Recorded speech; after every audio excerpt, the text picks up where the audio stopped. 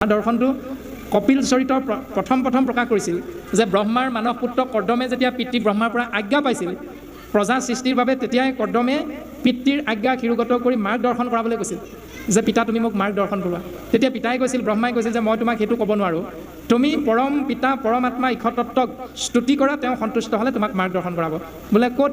সৰস্বতী নদীৰ তীৰত। বোলে কিমান? 10,000 বছৰ। সৰস্বতী নদীৰ তীৰত কৰ্দমে পিতৃৰ আজ্ঞা শিৰোগত কৰি 10,000 বছৰ তপস্যা কৰিছে, যাক বাস্তৱ সন্মত পৃথিৱীখনত বুজা যায় ছাত্ৰানাং অধ্যয়নং তপ। ছাত্ৰ অৱস্থাত অধ্যয়ন কৰাটো হ'ল তপস্যা, যিটো কৰ্দমে কৰিছিল। সৰস্বতী নদীৰ তীৰ মানে গুৰুগৃহত 10,000 বছৰ তপস্যা কৰা মানে তপস্যা শব্দৰ অৰ্থ হ'ল জ্ঞান লাভ কৰা। সৰস্বতীৰ লগত যুক্ত হৈ শিক্ষাগুৰুৰ দ্বাৰা জ্ঞান লাভ কৰা। 10,000 বছৰ মানে শৰীৰটোত থকা চকু, কাণ, নাক, মুখ, হাত, ভৰি, গুহ্য, লিংগ, ছাল আদিকে ধৰি 10টা ইন্দ্ৰিয়ৰ লগত থকা 10টা ৰিপুক কেনেকৈ দমন কৰিব লাগে, জ্ঞানটো তুমি বিদ্যালয়ত নাম লগাই শিক্ষাগুৰুৰ পৰা আয়ত্ত কৰা। তেতিয়াহে তুমি সংসাৰত মানুহ হিচাপে বৰ্তি থাকিব পাৰিবা। এইখিনি দৰ্শন ভাগৱত মহাধৰ্মৰ মাধ্যমেৰে গুৰুজনে আমাক দৰ্শন কৰাইছে। আৰু বৰ্তমান পদবন্ধে এই তত্ত্বটোকে প্ৰকাশ কৰিলে, যদ্যপি তেখম্বে তাক স্পৃহা নকৰয় তভু কোনো তাক ভকতিয়ে মিলাৱয়, যে তুমি মুক্তি নিবিচাৰিলেও যদি ভক্তি কৰা, ভক্তিৰ দ্বাৰা তুমি সমস্ত ভগৱন্তৰ কৃপা লাভ কৰিব পাৰিবা। এজন অভক্ত আৰু এজন ভক্ত, যিহেতু তেওঁ ভক্ত কেৱল মোৰ চিন্তাৰে জীৱন অতিবাহিত কৰে, সেইকাৰণে সময়ৰূপী চক্ৰৰ দ্বাৰা তেওঁৰ কোনো কালেই নাশ নহয়। তেওঁ সমস্ততে সুন্দৰভাৱে থাকিব পাৰে, ঈশ্বৰ পুৰুষৰ কৃপাধন্য হয়।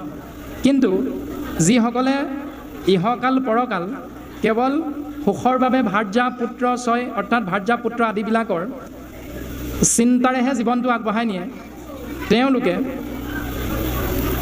এই সংসাৰৰ পৰা মোৰ কৃপাধন্য হৈ পৰম গতি লাভ কৰিব নোৱাৰে। যিসকলে ইহ পৰ লোকে সুখ ভাৰ্যা পুত্ৰ ছয় সমস্তকে এৰি যিটো মুহুক ভজয়, তাসম্বাক মৃত্যু সন্তে কৰোঁ মই পাৰ, বা অভক্তৰ কদাচিতো নাহিকে নিস্তাৰ।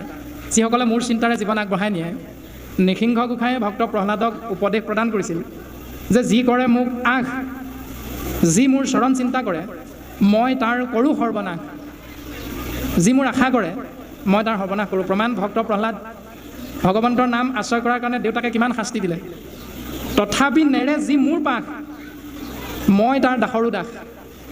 ইমান বিপদ আপদ হোৱাৰ পাছতো যি মোৰ চিন্তাৰ পৰা আঁতৰি নাযায়, মই কিন্তু তেওঁৰ দাসৰো দাস। প্ৰমাণ বলিয়ে 3 পদ ভূমি দিম বুলি বটু বামনক অংগীকাৰ কৰিছিল, 2 পদ ভূমি দিলে, 3 নম্বৰ পদ নাই, এতিয়া ক'ত দিয়ে? চিন্তা কৰি সমস্ত ভগৱন্তৰ চৰণত অৰ্পণ কৰি দিলে। ভগৱন্তই বলিক হীৰত চৰণ দি সুতল পুৰীলৈ পঠাই দিলে। অকল পঠালি দিয়ে এৰিলে নেকি? প্ৰতিশ্ৰুতিবদ্ধ হৈ আছে যিহেতু। তথাপি নেৰে যি মোৰ পাশ, মই তাৰ দাসৰো দাস। সেইকাৰণে সুতল পুৰীত ভগৱন্তই বলিক সৰ্বতো প্ৰকাৰে ৰক্ষা কৰি থাকিল। এই দৰ্শনবিলাক ভাগৱতে আমাক সিদ্ধান্ত দিছে। গতিকে আমি কিমান ধনী কিমান দুখীয়া এইটো ডাঙৰ কথা নহয়, দুবেলা দুমুঠিটো নোখোৱাকৈ কোনো থকা নাই। যিহেতু যেই বস্তু দেওঁ প্ৰভু সেই বস্তু চোৱা, তোমাৰ নামে তোমাক পুজো গধূলিও পোৱা।